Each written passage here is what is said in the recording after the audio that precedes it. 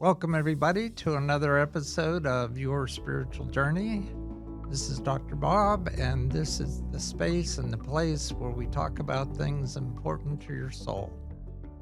As always, we ask that you like us, leave comments if you'd like, and maybe even support us on Patreon. So today is something special in that we not only have a special guest, but this is our first and only episode that has some advertising with it. So I want to let you know that in the past, I have talked about the Northeast Reiki Retreat because I've been up there 3 different times and I found it extremely beneficial. So this is going to be a day when we talk a bit about that retreat because our special guest, Isabel Wells, is one of their featured speakers for this year's event. So I'd like to say that you get to step into stillness and step into connection, step into the energy of Reiki. This spring, come to the 5th annual Northeast Reiki Retreat happening April 30th through May 3rd, 2026, at the breathtaking Silver Bay YMCA Retreat Center on the shores of Lake George, New York. And I can tell you from personal experience, it's a breathtaking place. Experience 4 days of deep practice, inspiring workshops, Reiki shares, and heartfelt community. Whether you are brand new to Reiki or a seasoned practitioner, this retreat offers the space to recharge, realign, and remember who you truly are. Space is limited, so secure your spot today at northeastreikiretreat.org. That's northeastreikiretreat.org. The Northeast Reiki Retreat is your sanctuary for healing, learning, and connection. And with that, I'd like to introduce you to Isabel Wells. She's a spiritual facilitator and mentor who bridges the gap between science and spirituality. Her work helps individuals restore balance by rewriting subconscious patterns and reconnecting with their inner wisdom. With a background in nursing, psychology, holistic health, and spiritual healing, she now blends neuroscience with ancient shamanic teachings to touch all aspects of her clients' well-being. She's the founder of Gateway House of Healing and the former director of Moon Rising Spiritual Institute. Isabel is certified in modalities including Reiki, EFT, and coaching, and she received her shamanic training under instructors such as Kim Doney Boyle, Beth Beurkens, and Christine Renee. Her approach is grounded, compassionate, and rooted in the belief that healing is a process of remembering who you truly are. And with that, I'm going to turn the mic over to Isabel so that she can tell her story of her spiritual journey from childhood till now. Isabel, it's all yours. Beautiful. Thank you so much for having me on the show, Bob. I'm really honored to be here. And for those who are listening, I have to say as well from personal experience that the Northeast Reiki Retreat is absolutely incredible. I'm going to put a little plug here right at the beginning. It's one of the most peaceful environments I've ever found myself in and is perfect for really in-depth conversations about Reiki, spirituality, healing, and everything in between. So if you haven't already looked into it, I highly, highly recommend it. Beautiful. And of course, the question of my spiritual healing journey is a big one. It's a big question. So where do you want me to start, Bob? Well, the best place to start is at the beginning. So we started childhood just to get an idea of the background of if you if you had any religious training as a child, or if you were, quote, indoctrinated in some dogma, or if you were just a free spirit from the beginning. Yeah, absolutely. So going all the way back to the beginning, when I was growing up, my mom was a practicing Buddhist for the first few years of my life. But around the time that I was 7, she converted to Christianity. And so I was raised in the Nazarene church. And for a good decade, I was really indoctrinated in those beliefs and that system of religion. And when I was around 15 or 16 was when I really started questioning not necessarily the validity of those teachings, but just how rigid they were and the dogma that was associated with that, and really starting to break away. But um, some of the most formative experiences, I think, for my spiritual journey, like all of us, happened in childhood when my subconscious mind was ripe for the taking. And so in addition to those religious experiences, I had some really profound traumas that happened when I was younger. And I, of course, kind of want to put a gentle trigger warning on that. I definitely had some sexual abuse and emotional abuse happening in my family from a very young age. And that really shaped the way that I grew up, the way that I perceived the world, and more importantly, the way that I perceived myself and my sense of safety in the world. And really looking back now, especially on my younger years, I can see how so much of my life and the direction I took was subconsciously trying to protect myself in light of everything that I had experienced as a child. So from age 6 to about 19, maybe a little earlier than 6, but 6 was really when I started taking it very seriously. I trained as a classical ballet dancer. So I was spending my entire life in the studio. By the time I stopped dancing, I was probably in the studio for 60 plus hours a week. It was what I loved to do. It was more than just a hobby. I say that I was a classical ballet dancer and people think of competitions or just something you did after school, but for me it was truly a career. And I was using it as a form of expression, especially after, like I said, I had numerous experiences in childhood that I didn't have the words to express. So I found a way to express it through my body and through my creativity. And when I was 13, I started having some very serious health issues. I was having hormonal imbalances. I was gaining and losing weight very rapidly. I had numerous food allergies, vitamin deficiencies, anemia, both from iron and B12. There was a lot happening, and I was in and out of doctors and conventional medicine for 7 years before I finally started getting some answers. And by the time I was 18, I had been diagnosed with hypothyroidism, low progesterone, PCOS, adrenal fatigue, and eventually failure, which led to some other organ failures. I had broken my foot in 10 places from low vitamin D, and again, just a slew of other imbalances in my body. And although I was able to get those diagnoses from the medical community after 7 years in and out of doctors' offices, I didn't have any treatments. I didn't have anything that was helping. At one point, I was taking 60 supplements a day, and I Wow. was on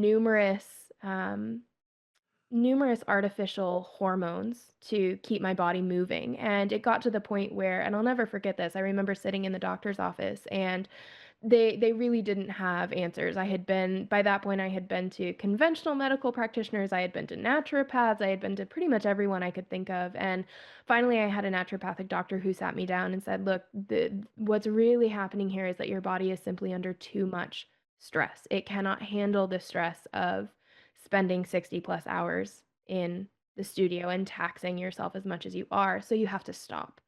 And at 18, that was essentially the same as the doctor telling me, "This entire thing that you've built your identity on, you have to let it go now." And so it was a huge blow, not just physically with the illnesses that I was experiencing, and there were days where I couldn't get out of bed because I was so ill, and it was, of course, also impacting my mental health. But then there was this added aspect of who I thought I was. Everything that I had built my identity on was suddenly, overnight, gone. And it wasn't something that was temporary. It was, you're never going to be able to dance again if you want to stay alive, essentially. And that really sparked so much of my learning and growth that has gotten me to this point, because around that time, I started really wondering, why is it that there are other people who can dance this much and sometimes more than me and their bodies don't fail? Why is my body in particular so sensitive to the stress of this? And having that, what I can look at now and say was a coping mechanism, that form of expression taken away, really forced me to sit with those inner thoughts and that internal dialogue that ballet kind of helped me express without really noticing. And, I'm sure many people in the audience can relate to this. I grew up saying that, I'm not impacted by the things that happened in my childhood. My brother was really severely impacted by my abuse and my parents' subsequent divorce. And I remember when I was growing up, I would tell myself, I'm going to be the strong one. I'm going to be the one who's not impacted by this. I'm okay. I dealt with it early and we're okay now. But having ballet taken away and having that primary form of creative expression removed from my life really left me with this hole where I was forced in a way to sit down and actually sit with myself and really admit to myself that I was highly impacted, as you would be, by those experiences. And through that process, I started becoming really interested in what the physiological and biological impacts of childhood trauma are. And I'm sure many people listening know about ACEs, adverse childhood experiences. And there's fabulous research now on what kinds of health outcomes we see in adults when you experience childhood trauma. But one of the really interesting things is that it changes the way that your brain develops, particularly in your hypothalamus and your amygdala. So these are your centers of decision making, your centers of fear, basically your body's ability to interpret and respond to a stressor appropriately. And what happens when you're in childhood trauma is your hippocampus shrinks, or your hypothalamus, excuse me, shrinks, and your amygdala grows, meaning that your brain is now hyper aware of potential triggers. It's essentially on red alert all the time. And because your hypothalamus is depleted, your brain is unable to modulate the hormones or the stress chemicals that you are outputting into your body in a given moment, meaning that my body was particularly susceptible to any kind of stressor because of the experiences that I had had in childhood. And I remember looking at that and feeling it all kind of click into place, because that was really where that narrative of something is wrong with me, something is broken, started to take place. And when I saw that, it was this kind of light bulb moment, the first of many, of this is how my body has internalized this. This is how my energy, this is how my physiology is protecting me from everything that I have carried for so long since I was a young child. And as I started to investigate that more and get really interested in, the neuroscience and the psychology of it, I was also, of course, looking for ways to, in light of all of that information, actually heal my physical body as well, because I still had this slew of illness that wasn't being helped by traditional treatments. And that was around the time that I started looking into traditional Chinese medicine, because as I was looking at my hypothalamic pituitary adrenal axis, which is the part of my body that was failing, and I had that adrenal failure diagnosis, I wanted to know, what is it about the adrenals specifically that's so connected to this? And of course, we know that the adrenals are where cortisol and all of your stress hormones come from. But when you look at traditional Chinese medicine, they're also associated with a particular emotion. Every organ in TCM has an associated emotion. And for the adrenals, lo and behold, the emotion is fear.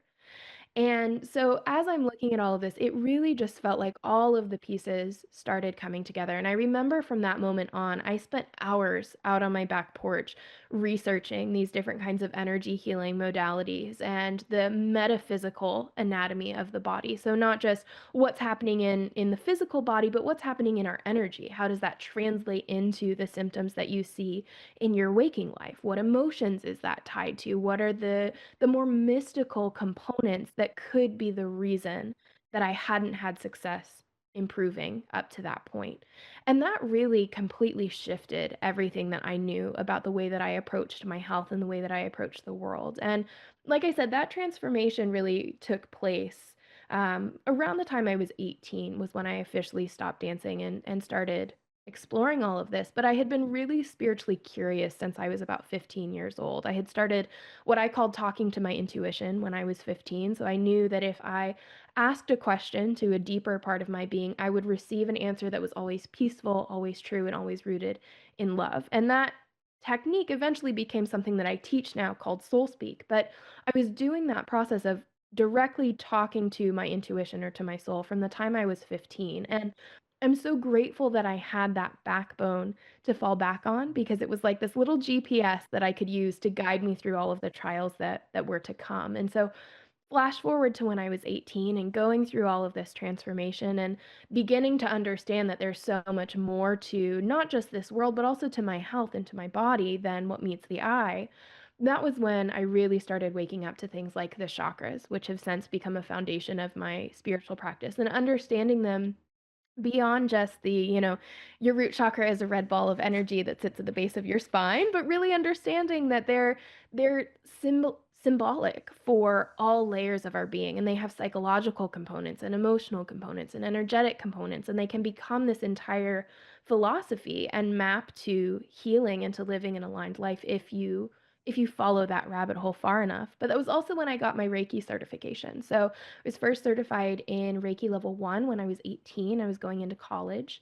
And from there, it really just snowballed. I started a blog to kind of document everything that I was learning, not because I wanted to become famous or be well known, but because I needed a new creative outlet when the one that I had relied on for so many years was gone. And that blog eventually launched into everything that I do today in the process of learning not only how to heal myself, and I can very happily say that I'm on no supplements, no medication. All of my health issues have been resolved through this process of the spiritual healing work that I now teach. But it also gave me the skills to be able to build multiple businesses and support students and teach courses and then, go on to speak at events like the Northeast Reiki Retreat and get to interact with people in person and have these kinds of conversations with people who are interested in what's happening beyond the world that we can see and reaches into the world that we can feel and experience with our intuition and our soul. So the doctors that you were working with initially, how did it come about that they took you off these medications? That's a great question. It was a process. I think, like I said, by the time I was 18, I was taking, I want to say the exact number was 63 pills every day. And I was on synthetic progesterone, synthetic estrogen, and synthetic thyroid medication to keep my organs up and running. And what happened was, as I started working with my energy, and especially with the chakras and understanding more about things like traditional Chinese medicine and doing self Reiki, and I also started doing homeopathy, which became a very big part of my journey and is something that I now work with in my day to day life. As I started doing that, my symptoms started to decrease. And when I would go back to do blood work, my levels of vitamins, my hormones, etc., they all started to come back into normal range gradually. I would say it was probably roughly a year and a half, maybe 2 years before I had weaned down to maybe three or four vitamins and just the thyroid medication. And if I'm remembering the timeline correctly, it was within 3 years that I was completely medicine free, didn't need any supplements to stay in a normal range with my vitamins or hormones, and able to live without having to think about how many times I was going to have to swallow a pill when I woke up in the morning. Yeah. Well, that's pretty amazing. Uh, there's there are some modalities that you're engaged in, and I guess I'd like to get a sense of how they lined up, uh, because your discussion is like, based on all this exploration, I decided to do this and do that. And I have to say, getting your Reiki 1 at age 18, this is the first I've ever heard of somebody of that age already getting certified in Reiki. So how did that come about? And you live in Tennessee. Were you living in Tennessee at the time? I was, and And it's how did you obviously not find a the Reiki most. master even to work with an 18-year-old? Yeah, it's Tennessee is obviously not the most spiritually curious state, I would say. So I was living in Tennessee at the time, and like I said, it was around the same time that I was learning about traditional Chinese medicine and the chakras, and particularly with the chakras, it was really interesting because I remember looking at them and understanding, okay, every chakra has this psychological component and this physical component and this emotional component. And I had all of this information, and that informed the presentation that I gave at Northeast Reiki Retreat last year. But as I was looking at it, there was this question in the back of my mind of what do I do with this information? Now that I know what the components of each of these energy centers are, how do I impact them? How do I help them to come back into alignment? And it was one of those stories where I truly did just wake up one morning with the word Reiki in my head. I had absolutely no idea what it was. I had never heard of it before. I didn't have any friends or family who had ever done Reiki. And of course, growing up in a Christian household, that kind of energy work was shunned a little bit Yeah. and not, not seen in the best light. And so I kept it under the radar for a while. I didn't really tell my family what I was doing for a while, but I just looked on the internet, and lo and behold, there was a Reiki master who was teaching a class, and so I got into the soonest one that I could. And I remember after the first class knowing that something important had happened. I think I always like to say that life always gives you exactly what you need when you need it. And in a time where I felt like I didn't have any kind of direction or any light at the end of the tunnel, and everything about who I thought I was had been dismantled, I remember feeling like I had finally gotten a little piece of myself back after that Reiki class. And continuing to do Reiki healing from there, I progressed as rapidly as I could through the levels. So I did my Reiki level 1, and I did the 21 days of self-healing, and then that same Reiki master had their level 2, and I was so excited for that, and I did that, and then the next wait period before coming a master. And it looking back, it really feels a little bit like a whirlwind of it feels like now one day I wasn't a Reiki master or a Reiki practitioner. I don't love the term master, but one day I was a Reiki practitioner, and then the next day I was, it was this flip. And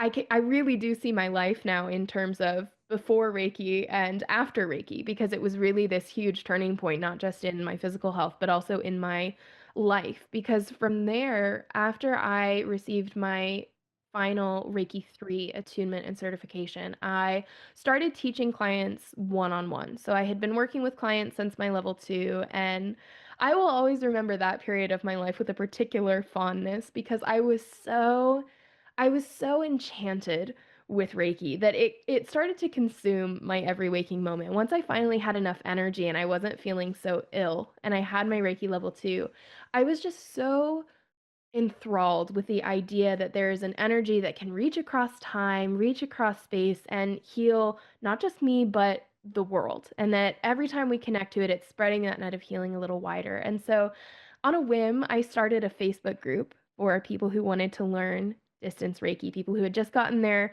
Reiki 2 certification and they wanted to do energy swaps to practice. And within a few months, that Facebook group had grown to over 5,000 members, and it was Wow.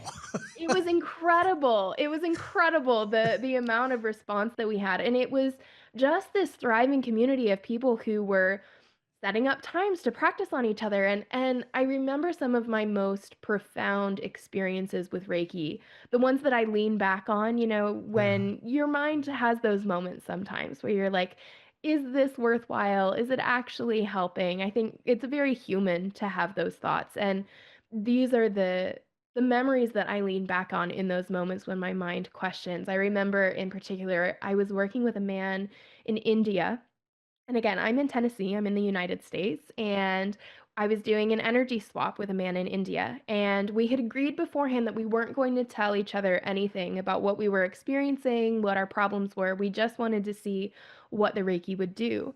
And I remember going in for the session and I was feeling into his energy and offering Reiki, and I was guided to focus on his left knee. And I saw myself almost bridging the gap between his thigh and his shin through his knee, creating this little thread of energy. And when I told him about it after, he said, I have a ruptured ligament in my left knee. And I had no way of knowing that. It was, he's entire continents away. We hadn't discussed anything like that, etc. And he said that from that moment on, his knee didn't hurt anymore. And that was such a profound experience, not just for someone so young, but also someone so young in their spiritual journey. It really just blew my mind that, and it was such concrete evidence that this isn't something I'm just making up. This isn't just placebo. This isn't just wishful thinking. There's something happening here that is so far beyond my mind. And it really solidified the idea for me that we have access to an infinite wisdom and an infinite wellspring of understanding and knowledge and healing and connection if we are willing to kind of set our minds, set our egos, set our questions aside for a minute and fully dive in. And so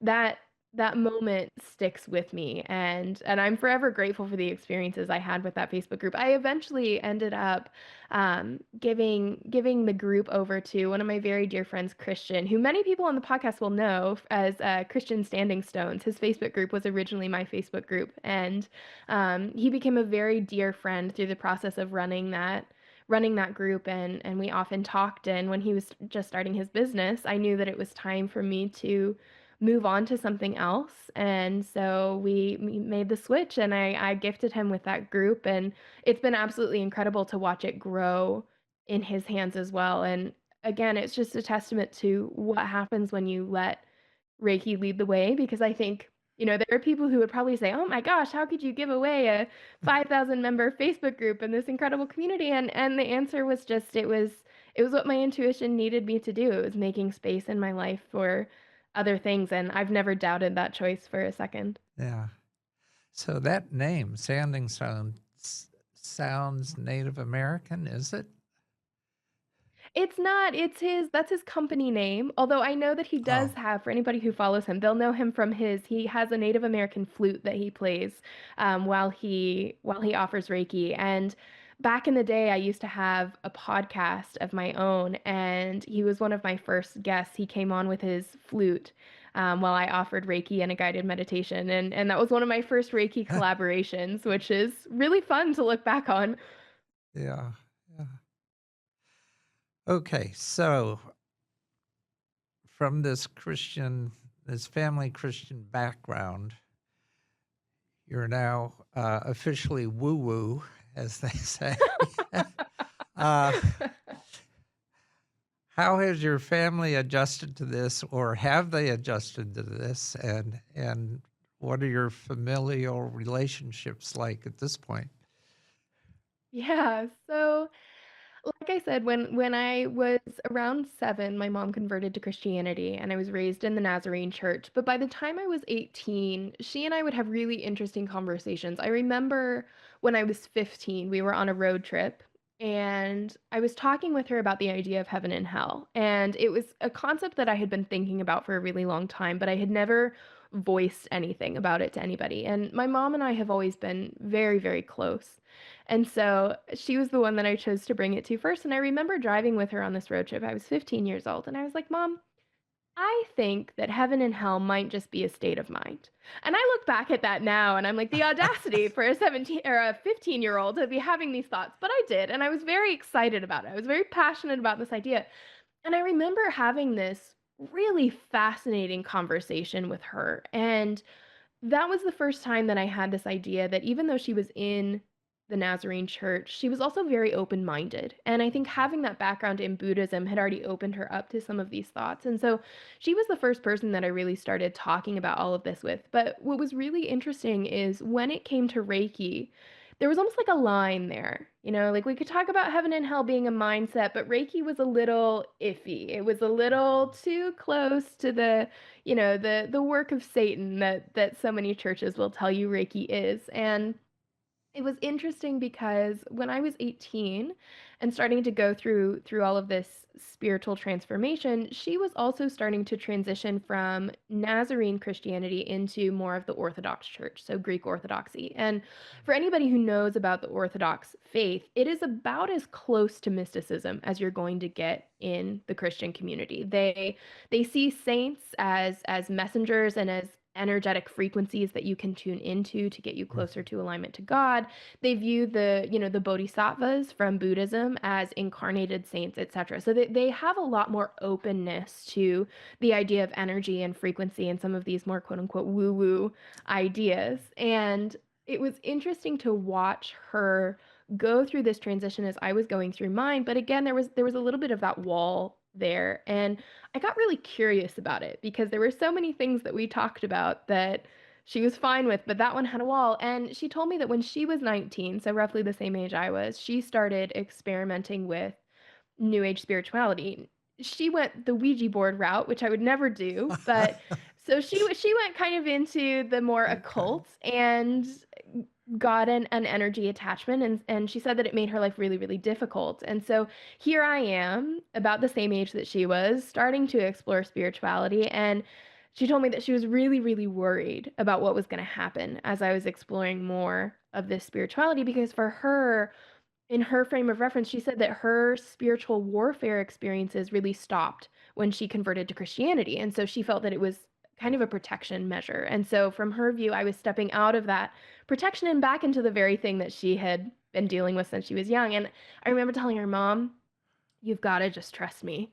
Like, I promise I won't go using a Ouija board. I have very strong opinions about that, but you have to trust me that this is where I'm meant to be. And from there, it became this dance between she and I of I would go over for a dinner or something, and she would casually ask me a question about, so in Reiki, what does XYZ mean? And from there, it has been one of my favorite relationships to watch grow over the years because now we have conversations about Reiki and shamanism and all of these things that before were a little touchy because we've been able to grow together. And I think a lot of people see that in their own spiritual journeys, where when you start embracing Reiki and welcoming it into your life, you notice that transformation in the lives of others. And obviously that doesn't happen with every family member. My father thinks I'm absolutely insane.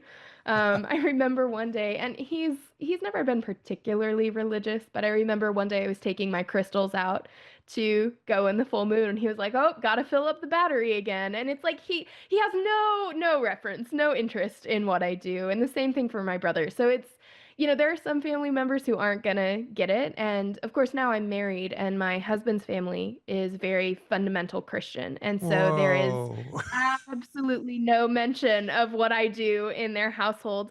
And that's okay. We've really grown with that because I'm really grateful to have cultivated a relationship with my mother-in-law where we have open communication. And I've been able to set the expectation from the start that I will absolutely respect your views in your house so long as you also respect mine. And we found a really comfortable boundary with that. And so it's all of this to say, I think it's absolutely possible to find a path forward with family in a way that suits you. Like, I kind of have something from everything. I've got a really open and conversational relationship with it with my mom. I have a very firm boundary with my mother-in-law, and then my dad and my brother couldn't care less, so we just never talk about it. So it's a range, Bob. Okay, so how about this husband of yours? Where is he on this situation? He's absolutely wonderful. So like I said, he comes from a fundamental Christian background. He has 10 siblings, and they were all raised in the church. They are all still raised in the church. But by the time I met him, he had stepped out from his parents' roof, stepped out from his parents' belief system, and was really starting to question. And so you can kind of get the picture of there's, a young man who was raised in religion who's starting to question these ideas. And then there's me, the very free spirited, very verbose, very excited about all things woo woo.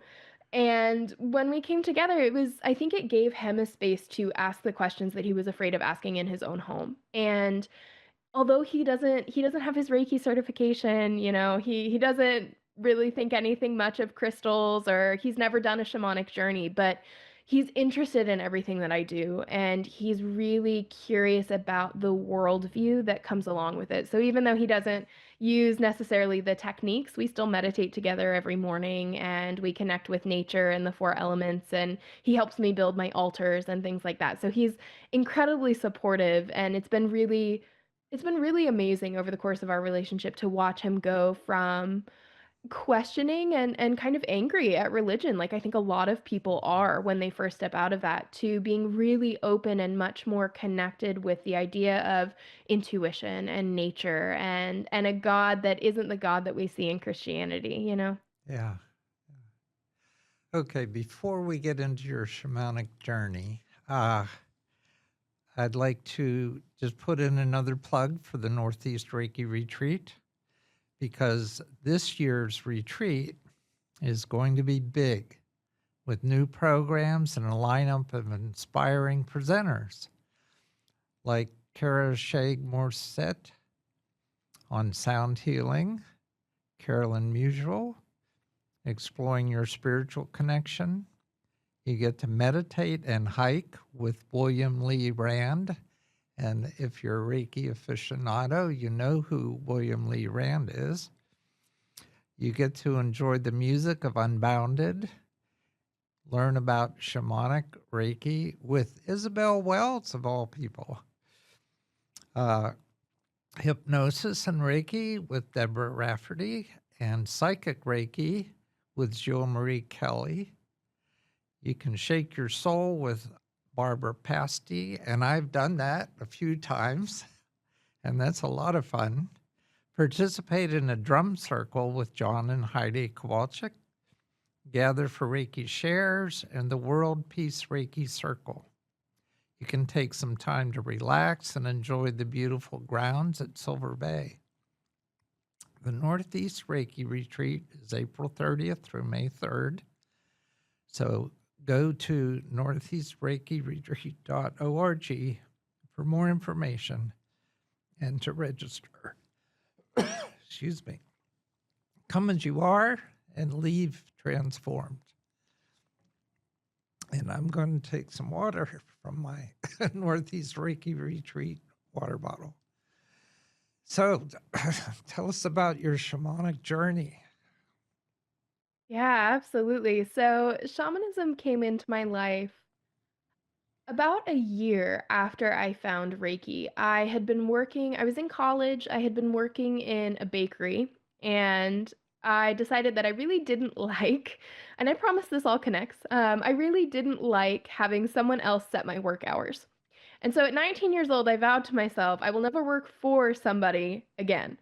Which is, again, a very hubristic thing for a 19-year-old to say, but I was very committed to it. And this was when I had already started teaching Reiki as, a master teacher to several clients. I was working with people one-on-one. I had this Facebook group. I had my blog.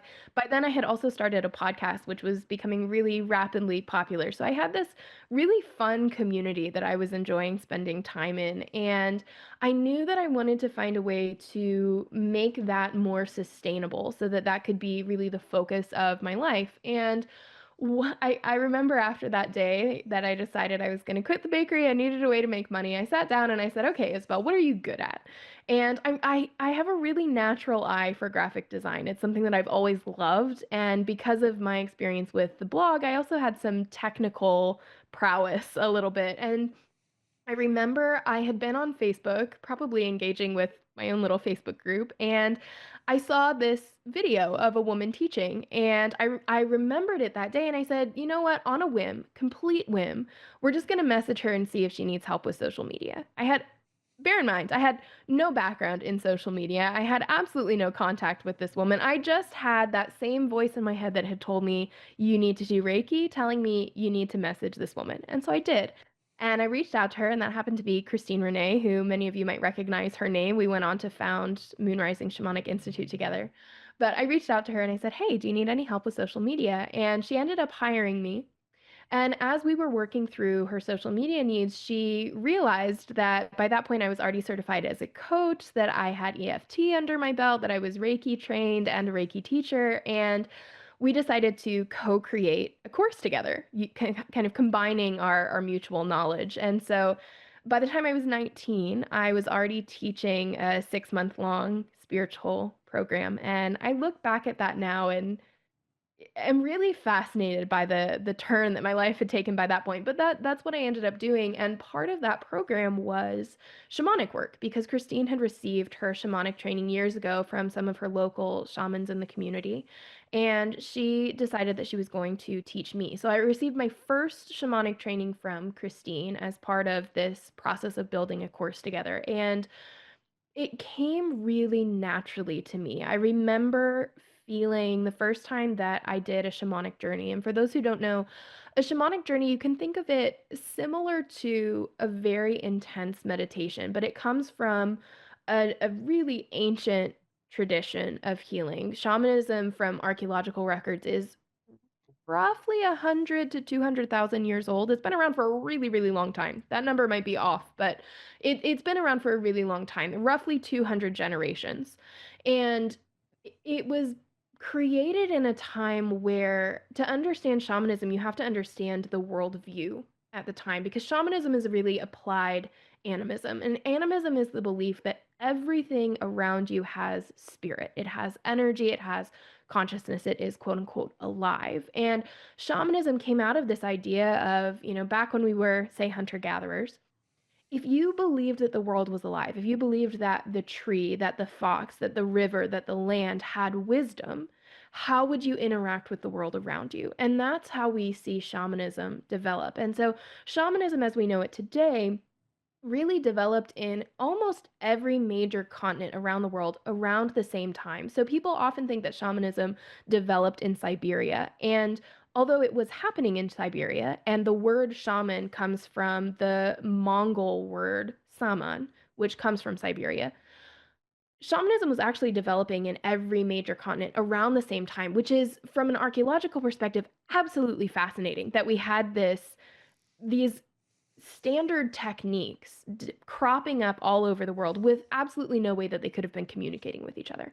And we see things like the shamanic journey, like sound healing, especially the shamanic drum and the particular frequency at which you hit the drum. We see things like soul retrieval and connecting with the four elements. These are all aspects of a shamanic practice that have stayed true regardless of the tribe or the area in which they were being practiced. And so this eventually came to be known as core shamanism. So in the 1970s, Michael Harner, who was an anthropologist from the US, went to Peru, he went to Australia, and he went to one other location that I'm blanking on right now, but he went to several different areas and worked with the shamans in the local areas and was given explicit permission and explicit instructions from these tribes to go around the world, collect the universal aspects of shamanism, and bring them to the West.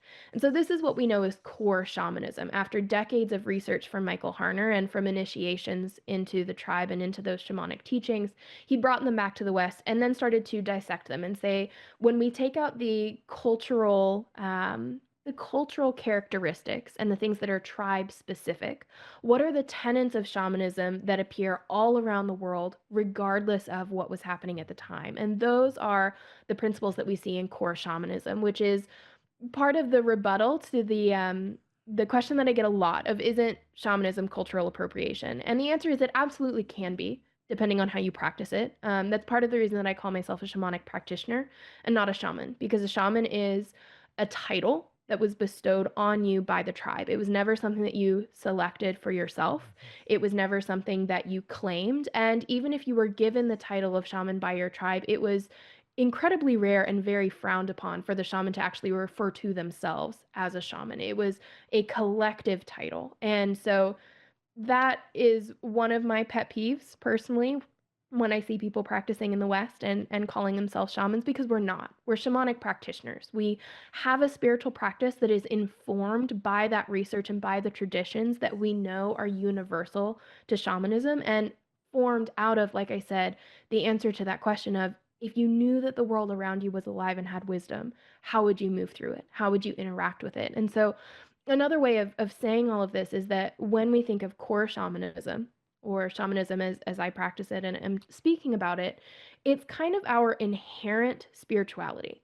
When you just take humans at their nature, when there's not, religion and dogma and societal structures and concrete buildings and agriculture especially, but that's a whole other history lesson. When there's not all of these added layers, how do humans interact with themselves, the world, and a greater power when they're left to their own devices? And the answer is shamanism and the shamanic practices that we have. And so, shamanic journey is part of that. And it's done to a very specific drum beat, approximately 240 beats a minute. So you can imagine that's a very fast pace. And we're able to show now scientifically that that particular drum beat actually activates the theta brainwaves in the brain. So modern science is finally catching up with the, thousands-year-old wisdom that shamanism has. But when you're in that drum beat, you are put into a trance-like state. And through shamanic training, your soul essentially exits your body and goes to visit the three shamanic realms. So there's the lower realm, the middle realm, and the upper realm. And there's, of course, a lot of depth to that and a lot more to those teachings that I will be speaking about at the Northeast Reiki Retreat. So if you're interested in hearing those, be sure to come.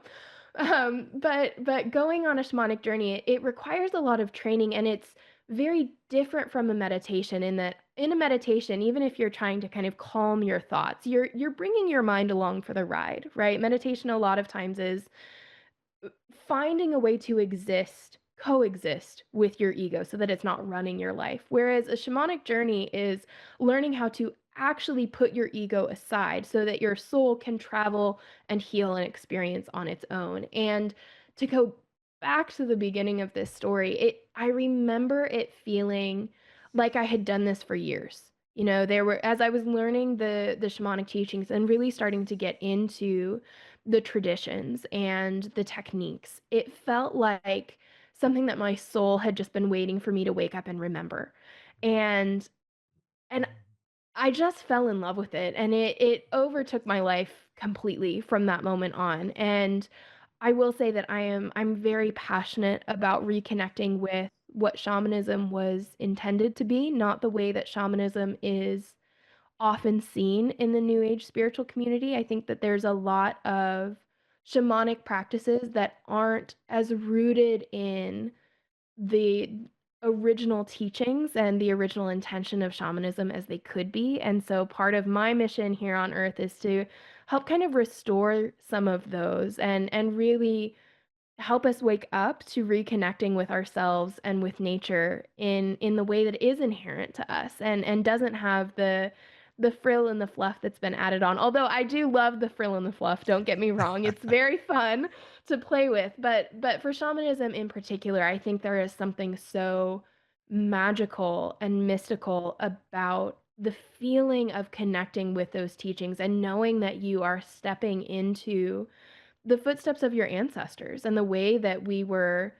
I don't want to say intended because I'm certainly not God. I certainly don't want to say that this is the one way you should practice spirituality, but the way that we inherently connect with ourselves and nature and a higher power. It's a really incredible experience. And from that moment forward, I really started playing with how can I blend the shamanic practices with the Reiki practices, because Reiki is obviously a very divine, ethereal energy, and it was something that I had seen facilitate healing and connection and community time and time again, whereas shamanism is a very earth-rooted energy. It's very much about reconnecting with your roots, reconnecting with that, Mother Earth energy and where we come from, the tree of life. And so my practice since then has really been about bridging the gap between shamanism, Reiki, and of course my scientific background, as you've heard me throw in here and there.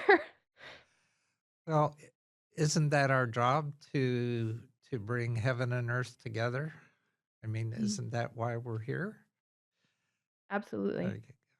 I get that, and I love the approach that you're talking about to do that.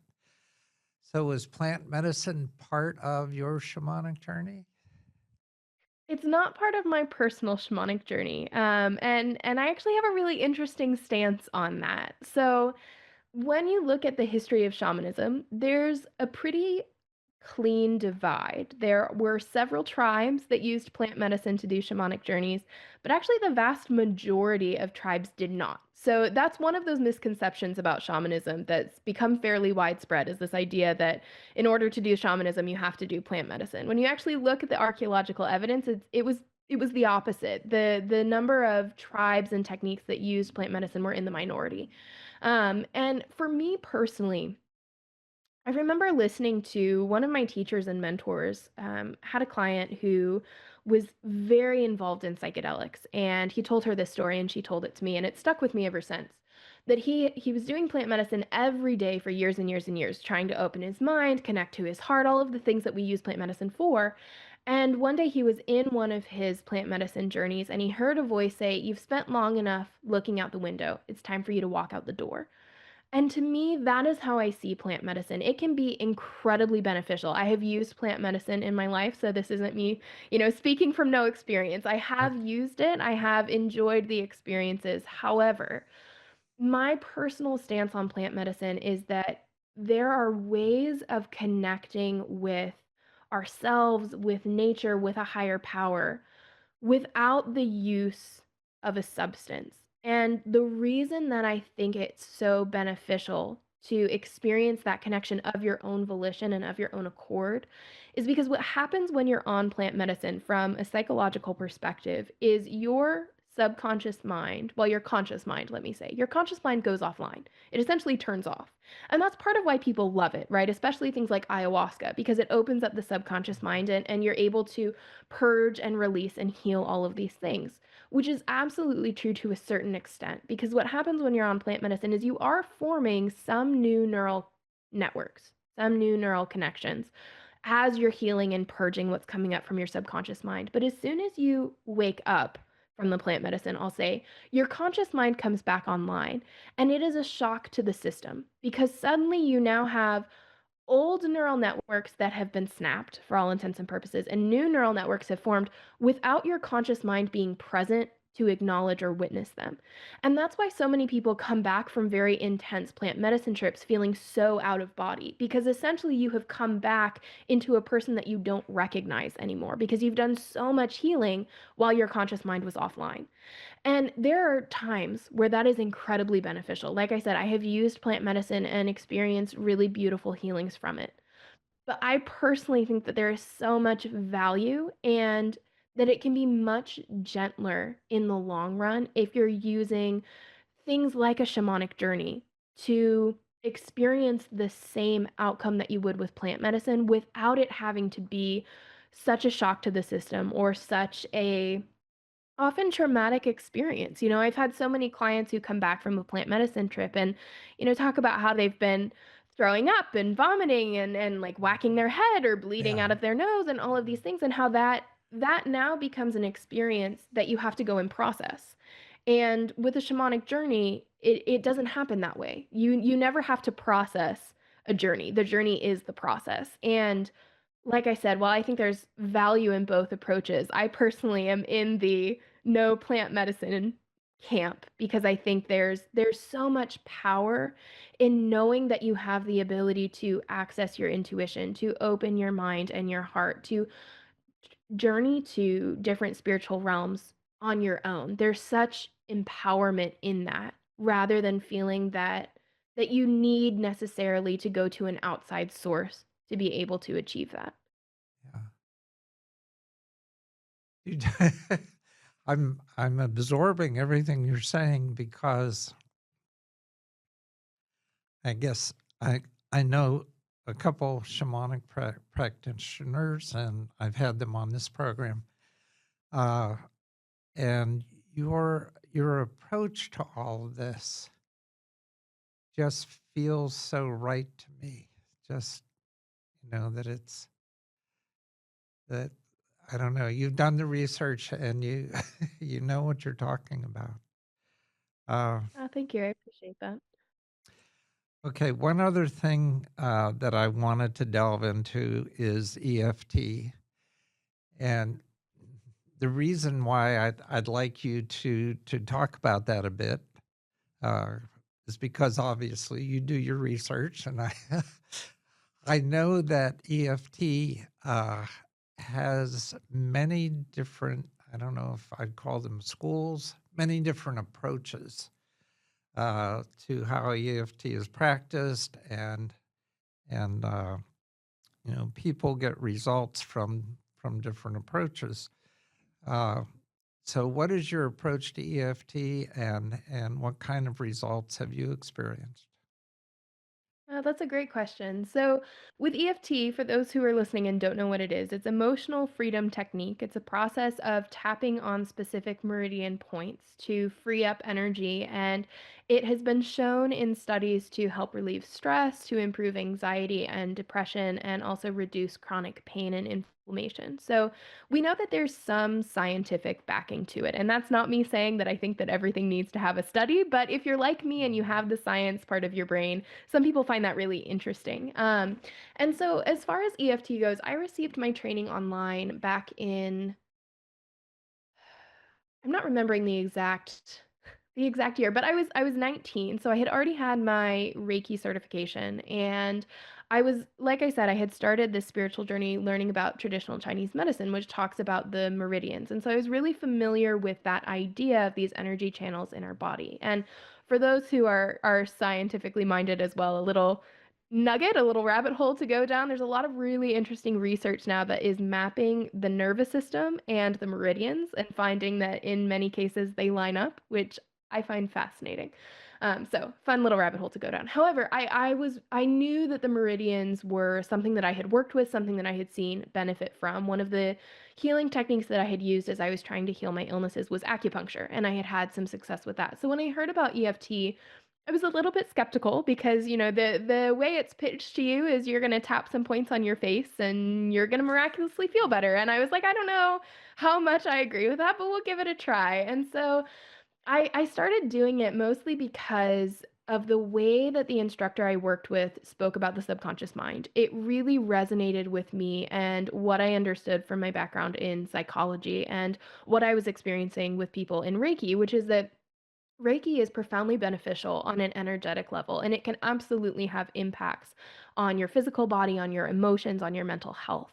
But I was seeing time and again that Reiki really shines when it comes to your physical and your energetic well being, but that mental health and emotional health was often harder to touch or to really get movement with using just Reiki. And so I was in search of something that could create a more whole body approach and touch on the subconscious mind and the psychology and everything that I was learning in school.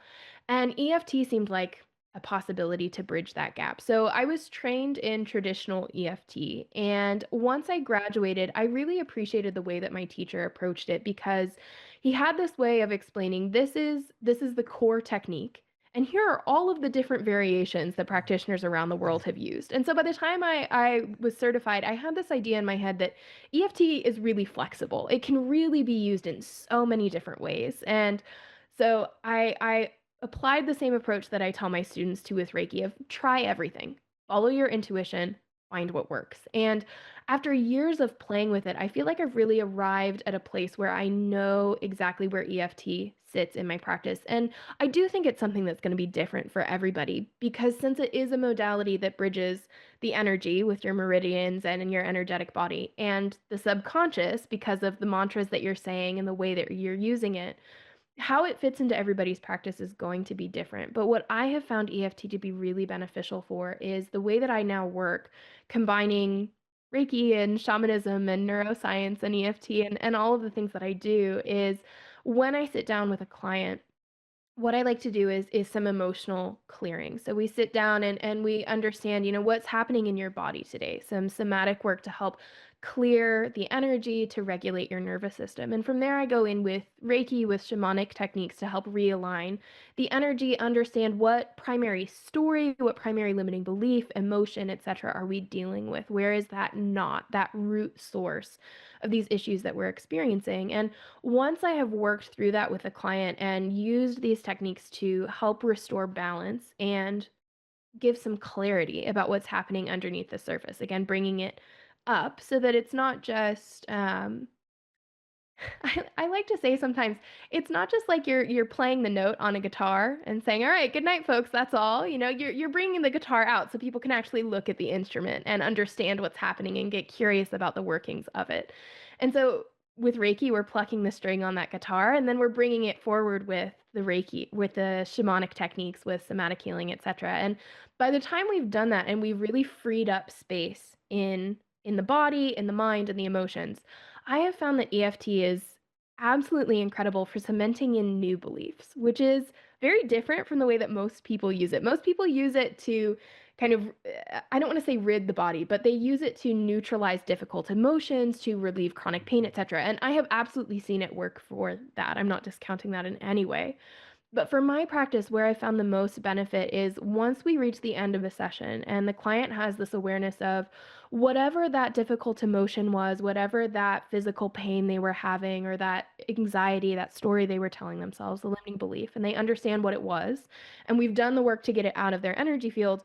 Now we have to do something to help the subconscious mind understand the work that we just did. Just like I was talking about with plant medicine, you kind of have to bring the mind along, because as much as spirituality can be about putting the mind aside, it's also part of our human experience, and it's important that we acknowledge it too. And so with EFT, what I do is I help the client install a new belief. And so we're thinking about, what would you rather believe? What feels more true? Or more often than not, asking that client's intuition or that soul, what's the belief that could be installed here that would be most in alignment with their highest good? And once we have that phrase, it's usually an I am phrase, then we're using EFT to tap in that belief. So we repeat that like a mantra for every tapping point that we have. And what I do is I have clients say, okay, how true does that belief feel now on a scale of 0 to 10? And usually when we first start, they're like, I don't know, saying that I am enough no matter what is maybe a 0 on how much I believe it. And so we tap it through, and then they're like, okay, maybe it's a 3. And after 2 or 3 rounds of tapping, I have never had a client not reach a 10 in beliefs strength of how true that belief feels. And I love using EFT in that way because it feels so empowering. One of the things that never really aligned with me with traditional EFT is the traditional phrase, and I might say this partially incorrect, but the traditional phrase is something like, even though I'm anxious, I fully love and accept myself. And that always didn't sit well with me. I don't want it to be even though. It's not that I love myself in spite of my anxiety. I love myself with my anxiety, and I want to be able to help the part of myself that's anxious. And so I've kind of taken a bit of a backdoor approach to EFT and started using it in the way that felt aligned with me and with my clients of, can we use it to empower ourselves, to empower those new beliefs, to create space in our energy so that we can continue to grow. Yeah. Well, we are about out of time, and I'm going to talk about the Northeast Reiki Retreat one more time, and then ask you to lead the audience with a few words of wisdom. I know you've got plenty. So, if you're looking to recharge your spirit and connect with a vibrant Reiki community, then you should register now for the 5th annual Northeast Reiki Retreat. Join us April 30th through May 3rd, 2026 at the beautiful Silver Bay YMCA Retreat Center on Lake George. This 4-day retreat brings together Reiki practitioners and seekers from across the country for workshops, meditations, Reiki circles, and joyful connection. Whether you are new to Reiki or a master teacher, you will leave inspired, refreshed, and renewed. Do not miss this unforgettable experience in nature, surrounded by kindred spirits. Register now at northeastreikiretreat.org. The Northeast Reiki Retreat, where energy, community, and transformation meet.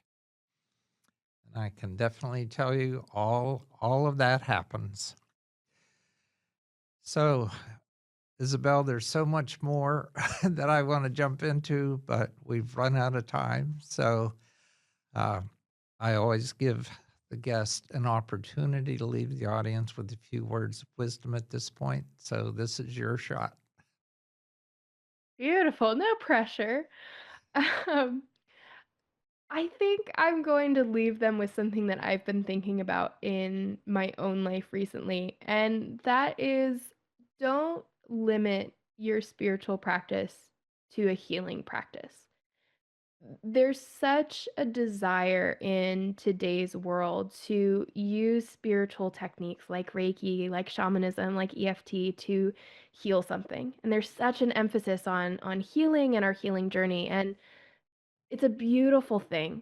There are absolutely moments in our life where we need healing, but when that's our primary focus, what's really happening in our psychology is we're reinstalling the belief that we're broken to begin with. And there's not a single one of us listening that is broken or that isn't enough or that needs fixing. And what we label as healing is really just remembering parts of yourself. It's really just remembering who you truly are. It's not fixing anything, it's not adding anything.